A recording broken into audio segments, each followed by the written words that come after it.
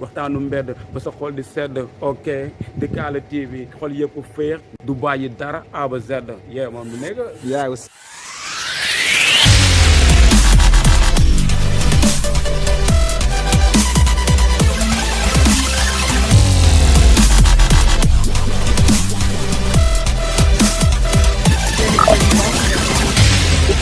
fekk fii si château.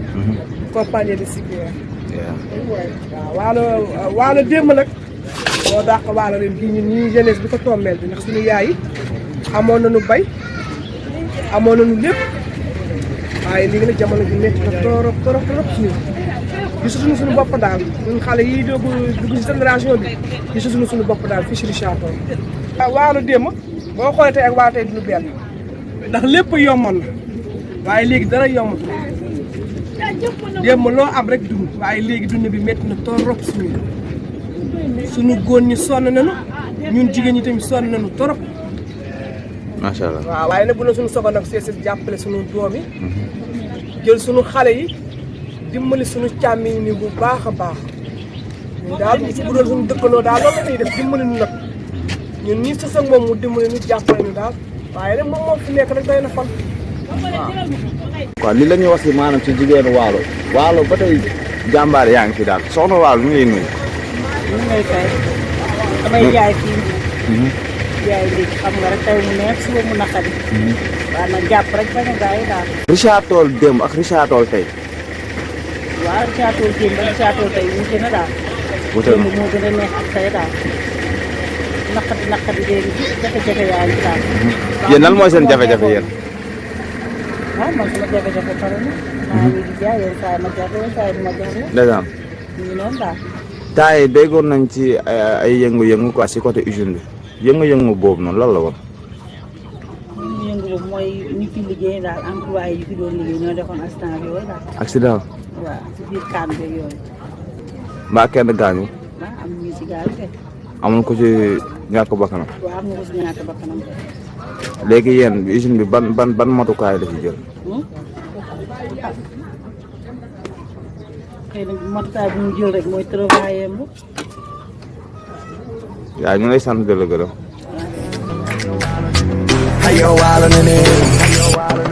alhamdulilah ka moo ci dalal jàmm yaa ngi waalo dëkku diine jàmm ak salaam waalo amul xiiro waalo jooni njaajaan njaay ak yeneen kàngam fii la dëkku kàngam waalo géeju xam-xam fii dañ lay dalal mbokk teraanga am jàmm ak salaam ndox maa ngi bay bi la ñuy dundee moo ñuy jëmee kanam berso di wolof xel yi dem ci waalo am na ndam jàmbaar mooy dee ci xare sama gars yi xaar leen rek ok.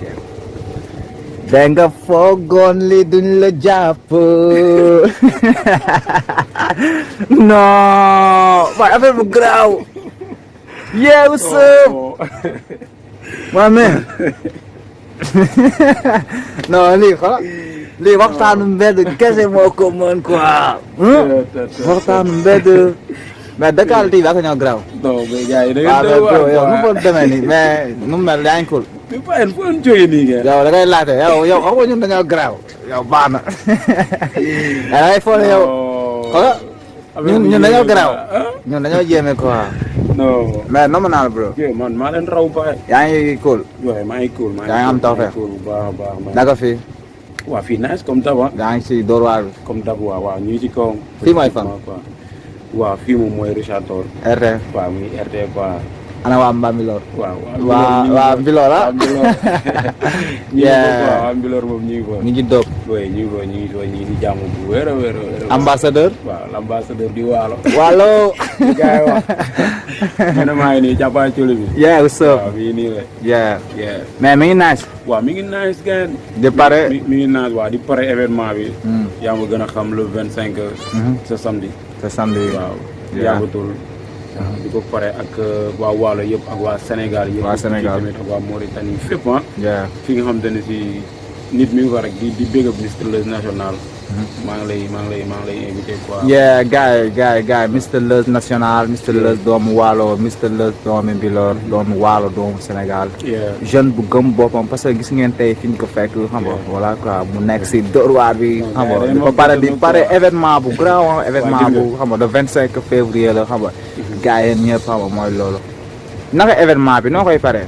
waaw événement bi comme tab rek comme événement yi fi daan jaar quoi lañ koy pare xam nga ñun moom toujours ñun lu ñuy wax rek dañu mos a pare quoi kon donc événement tëgg nañu événement bu mag mais bii da ci raw quoi xam nga parce que doon na événement bi nga xam ne comme son nom leen di taaru rab waalo la quoi maa ngi dégg gars yi wax taaral mais du taaral dañu jiw foofu taaru rab waalo la ñuy représenter quoi mais comme nuñ ko doon passé xam nga métti na mais noonu la affaire yi fallait que mu métti pour ëllëg mu mën a neex et j'espère que ça va aller incha allah quoi. événement bi am na ay surprise. oui du si jeex nag quoi.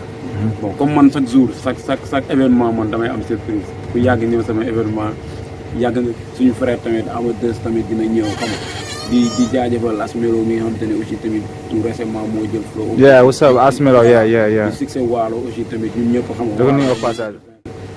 bu mu ko defee ñëpp ànd dem support ko tey mu jël ko tamit ñu ñëwaat kon fierté la quoi mais de toute façon di wax gars yëpp nañu pare am na ay surprise yu grave comme ni ngeen ko gisee ci vidéo yi quoi xam am na ñoo xam ne defuñu sax vidéo te ñi ngi pare pour ñëw quoi. foog nga may ñu benn affaire bu ndaw xam nga mooy loolu. DKL TV bisimilah ñu tàmbali rab bu tàng nii jox gars yi déglu nii DKL TV fekk ma sama bërëb nii may toog di ko hip hop mister ma ni ko lister ba wan la leer ngay xaala ngis tël maay booy bi lii tël dama teel a doon ko tiital tàmbalee di bége Dakar Dagana Richard kar mbay gi Dakar commune de Bokhol gars yi ndër géej yëpp maa ngi jaar what's up sa paat ngay xàññu ci rap to yang ci rap kuy xalaat ci lës comme jéggi si rap le bon ak war sa dam da cay ba nga dugg ci man di nga teele sa mam ni nga dugg ci kan man naw xëccoo ma buux pour toog ci sees bi naw liggéey yu nday mooy feeñ ci doom yi naw takkal ma médaille ni cofee lu mbëggeel ku si suñu mbugal li mérite ngeen delloo ma njukkal may taal bu yàlla taal jàmm bu yàlla fal ku may teedu gox faal ni nga dëkku lëm mu la boot dañ maa sas te yàkkamti ma bu dee mën rek naa foog ay des door yaay ñaanal ma bëgguma ñëpp di ma nooyee mais yàllaa ko def